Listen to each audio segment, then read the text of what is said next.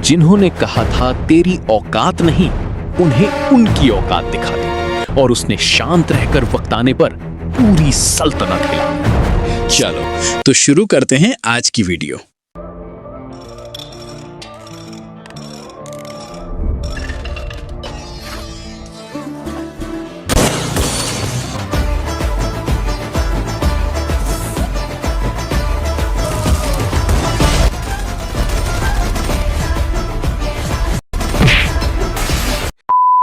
साल 2013 एक film release होने वाली थी, थलाई।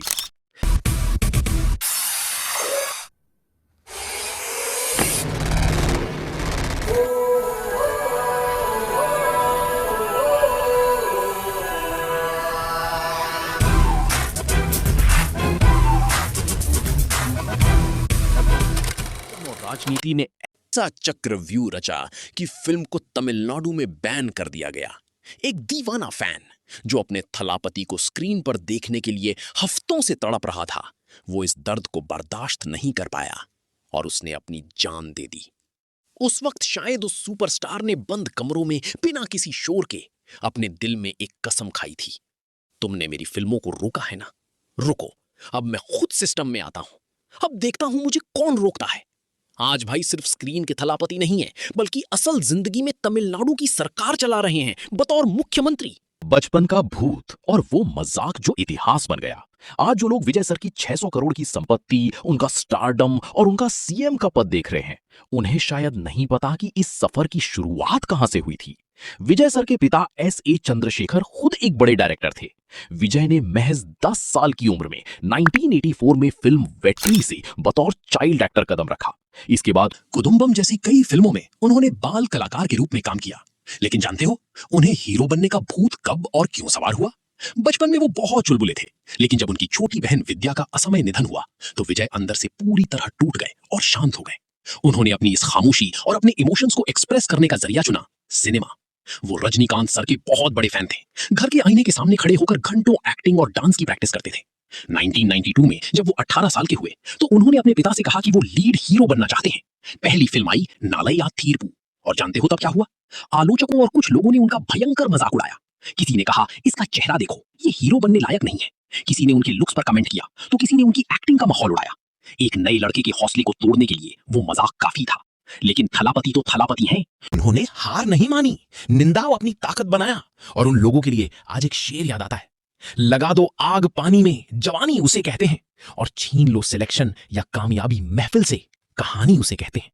विजय सर ने अपनी कहानी खुद लिखी।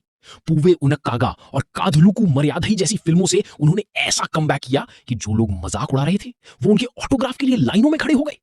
आज के समय में अगर आप इंस्टाग्राम खोलते हो तो वहां क्या बवाल कटा हुआ है ये किसी से छिपा नहीं है।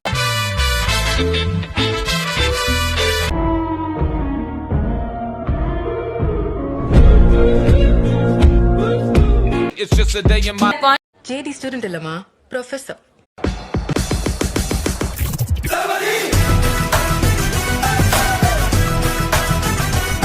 I am coming.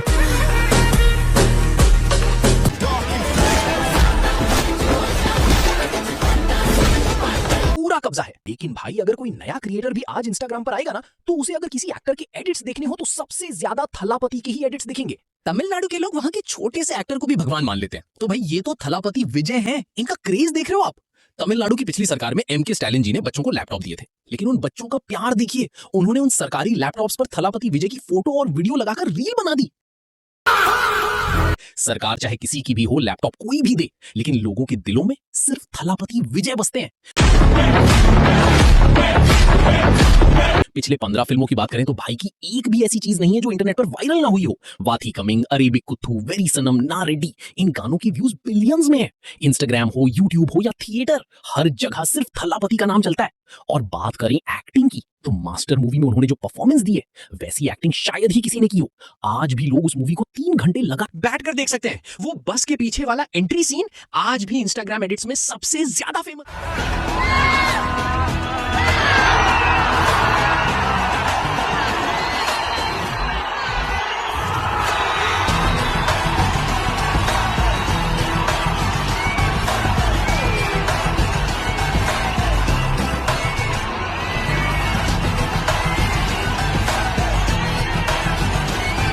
थिएटर में उस सीन पर जो शोर हुआ था ना भाई, वो सिर्फ फैंस नहीं, पूरा तूफान था। केरला, तमिलनाडु, कर्नाटका, इन राज्यों में जब उनकी मूवी आती है तो बॉक्स ऑफिस फट जाता है। सुबह 4 बजे से शो शुरू हो जाते हैं, लोग दूध से पोस्टर नहलाते हैं, पटाखे फोड़ते हैं, हजारों की भीड़ थिएटर के बाहर जमा हो जाती है। ऐसा क्रेज इंडिया में बहुत कम स्टार्स के पास है। नॉर्थ इंडिया में भले शाहरुख खान फेमस हो,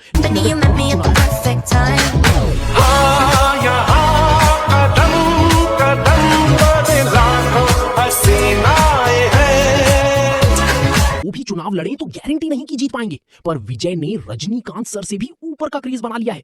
ये प्यार खरीदा नहीं जाता, कमाया जाता है। लेकिन भाई सिर्फ सोशल मीडिया पर वायरल होना या थिएटर्स में सीटियां बजाना ही उनकी पहचान नहीं है। असली बात तो यह है कि जनता ने उनके नाम पर कितने अच्छे काम किए हैं। कई जगहों पर फैंस ने उनके नाम से चैरिटेबल ट्रस्ट्स बनाए, गरीब बच्चों की पढ़ाई में मदद की, जरूरतमंदों को खाना बांटा, ब्लड डोनेशन कैंप लगाए, मेडिकल कैंप लगाए और लाखों रुपए डोनेशन में दिए।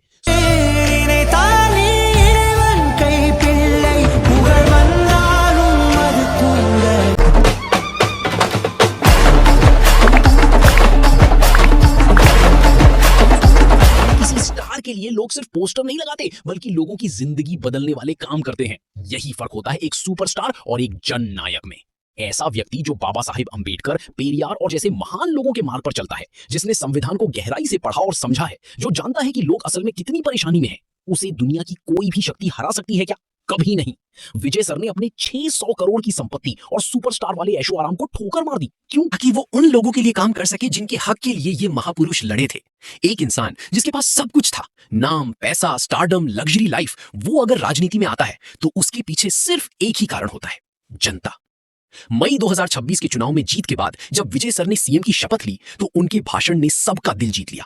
उन्होंने साफ कहा, मैं कभी किसी से डरूंगा नहीं, चाहे मैं हूं, मेरे घर का कोई हो या मेरी पार्टी का। अगर कोई भी गलत काम करेगा तो उसे कड़ी सजा मिलेगी। यही बात उन्हें बाकी नेताओं से अलग बनाती है, क्योंकि लोग सिर्फ भाषण नहीं सुनना चाहते, लोग एक्शन चाहते हैं। और विजय सर ने हमेशा एक्शन करके दिखाया है। और अभी लगभग 2 महीने भी नहीं हुए सीएम बने हुए दलपति विजय ने मुख्यमंत्री की कुर्सी संभालते ही आम लोगों से जुड़े कई बड़े फैसलों की घोषणा की। सबसे पहले हर परिवार को 200 यूनिट तक मुफ्त बिजली देने का फैसला, ताकि गरीब और मध्यम वर्ग के परिवारों का बिजली बिल कम हो सके। इसके बाद महिलाओं के लिए बड़ा कदम उठाया गया। सरकारी बसों में महिलाओं की मुफ्त यात्रा की सुविधा शुरू की गई, जिससे लाखों महिलाओं को रोजाना आने जाने में राहत मिले। महिलाओं की सुरक्षा को मजबूत बनाने के लिए स्पेशल विमेन सेफ्टी फोर्स और हेल्पलाइन सिस्टम को और सशक्त करने की पहल की गई, ताकि अपराधों पर तेजी से कार्रवाई हो सके। युवाओं को नशे से बचाने के लिए हर जिले में एंटी ड्रग टास्क फोर्स बनाने का फैसला लिया गया, जिससे ड्रग्स के खिलाफ सख्त अभियान चलाया जा सके। और भी कई न्यूज आ रही है, और भी कई काम कर दिए हैं जो शायद अभी तक मुझे नहीं पता है। आप देख लेना भाइयों, क्योंकि अभी उधर साउथ में क्या चल रहा है अभी पता नहीं। देखते हैं अभी वीडियो में। मजा आया तो सब्सक्राइब करें। चलो आगे बढ़ते हैं। ये तो हुई उनके ऊपर राजनीतिक बातें, और अब चलो करते हैं उनके फिल्मी करियर की भी थोड़ी चर्चा।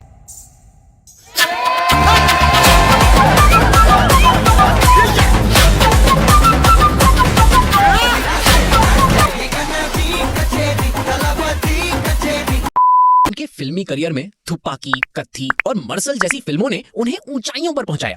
मर्सल तो मुझे इतनी पसंद है कि क्या बताऊं। उस मूवी में उन्होंने जिस तरह मेडिकल सिस्टम के खिलाफ आवाज उठाई थी, वो आज भी लोगों को याद है। और लियो ने तो उन्हें इंटरनेशनल लेवल पर पहुंचा दिया है। अब बीस्ट मूवी सॉन्ग्स और बीजीएम ने कमाल ही कर दिया था। सल्यूट है भाई अनिरुद्ध को। फिर उन्होंने वारिसू, कोर्ट मूवी में कमाल किया। फिर इनके बाद उनकी पहचान नई फिल्म जननायकन आने वाली थी, जिसका अभी तक कुछ अता पता नहीं है। सब कुछ हो गया है, इलेक्शन निकल गए, सब सिम भी बन गए, सर का बर्थडे भी निकल गया, फिर भी अभी तक कुछ पता नहीं चला। पता नहीं केवीएन प्रोडक्शन वाले कहां बिजी हो गए हैं। चलो देखते हैं कब न्यू अपडेट आती है। लेकिन भाई मुझे बस एक बात का बहुत दुख है, क्या थलापति विजय सर अब हमें कभी दोबारा मूवी में दिखेंगे या नहीं? क्योंकि उनकी लियो 2 कई न्यूज सोशल मीडिया पर चल रही हैं, थलापति 70 मूवी पर बात चल रही है। लेकिन मुझे तो ये सब फेक लगता है, क्योंकि उनकी मूवी पीक लेवल वाली होती है। उनकी जिला मूवी का एग्जांपल ले तो ये फिल्म मैंने पहली बार और उनकी फर्स्ट मूवी देखी, जो यूट्यूब पर पुलिस वाला गुंडा 2 नाम से है। तभी से मुझे वो बॉलीवुड स्टार से भी ज्यादा अच्छी एक्टिंग लगी। उनकी स्क्रीन प्रेजेंस, उनका डांस, सब कुछ अलग ही लेवल का है। तमिलनाडु में जयललिता और एमजीआर जैसे सितारों ने अपनी सिनेमाई सफलता को राजनीतिक सफलता में बदला था। आज विजय सर भी उसी रास्ते पे हैं।